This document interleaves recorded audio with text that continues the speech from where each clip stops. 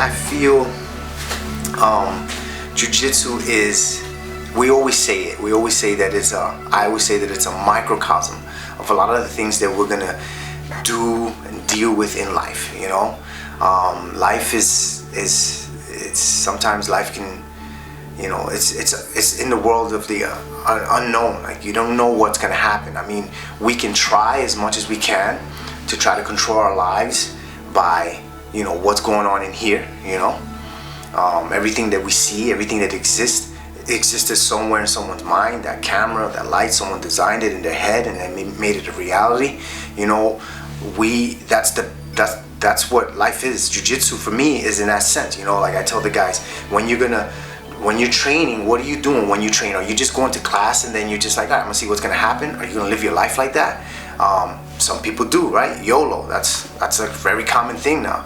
You know, that was something that my dad and we always crashed about. Like, my father was the type of person to say, yeah, you know, what about crossing the bridge when you come to it? I was the opposite. I said, man, I can't wait to get there to then try to figure out what's going on. I want to figure out how I can get there safe and then cross over it. I want to plan ahead of time. And obviously, my father and I, you know, we have two totally different lifestyles. You know, my father was more of like, live for now, you know, and, you know, drugs and alcohol, and, you know, everybody has their take on that or whatever. I'm not judging anyone, but I think he cut his life short because of that, you know. He didn't think about the consequences of those things. Jiu-Jitsu is the same way. I tell the students, you know, you have to visualize what you're gonna do. When you come to practice today, don't just come and see what's gonna, I mean, you can do that if you like. Everybody has a different purpose why they train. But if you're an athlete and you want to be the best you can be, you have to start planning what you're going to do. You have to start framing in your mind and creating that reality of what the outcome is going to be. And you know, that's my thought process, right? That's the way I think. You know, I know that, you know, Jiu-Jitsu also teaches me that we live in a universe that's governed by laws, you know, gravity, inertia, momentum, timing. These are things that are invisible elements that we're surrounded by, you know. And I kind of try to live my life like that, where, you know, I follow the rules. You know, I try, of course, I'm not perfect at it, but I try to follow the rules because, you know, sometimes there's these laws that are given to us, these instructions that tell us don't do this, don't do that. And we don't really know what the consequences are until we make that move. If you're driving on a highway and you're going in one direction at 70 miles an hour and it says no U-turn, right?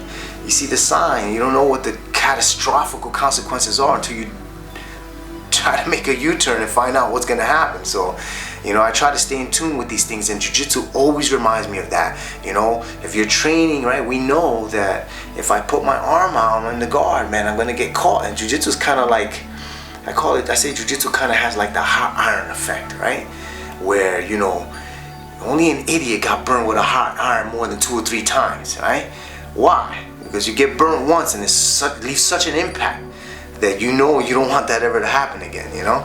And for me, that's kind of sort of like, in a nutshell, you know, without going on too far or too long-winded, you know, the way I see Jiu-Jitsu and how I apply it to things that we do, and the examples that I try to give the students, how it prepares them in training, but also prepares them to have a better thought process about life.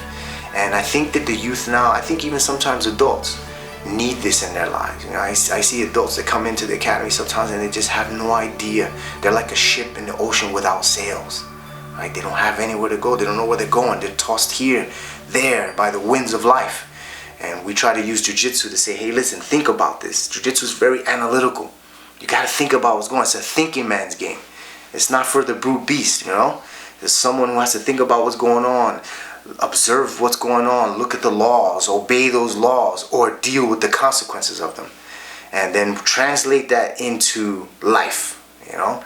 And I think that if we can do that, I haven't seen anybody yet that's dedicated themselves to the art of Jiu-Jitsu who hasn't been successful.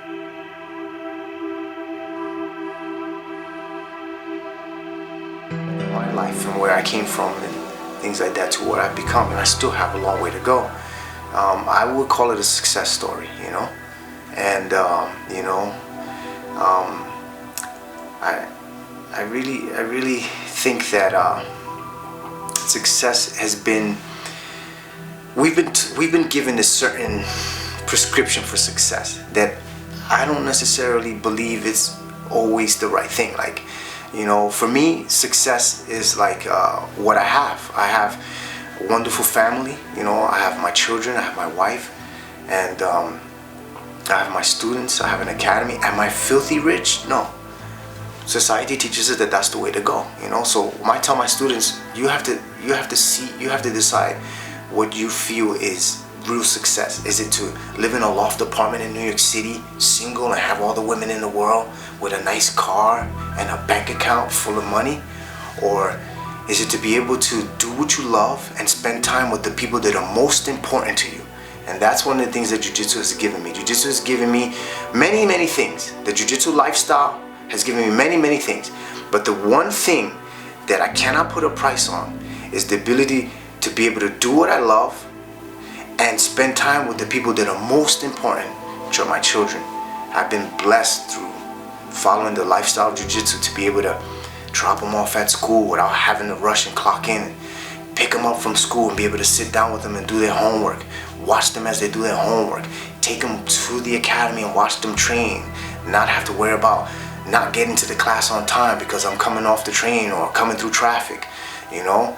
Being able to spend as much time with them as possible.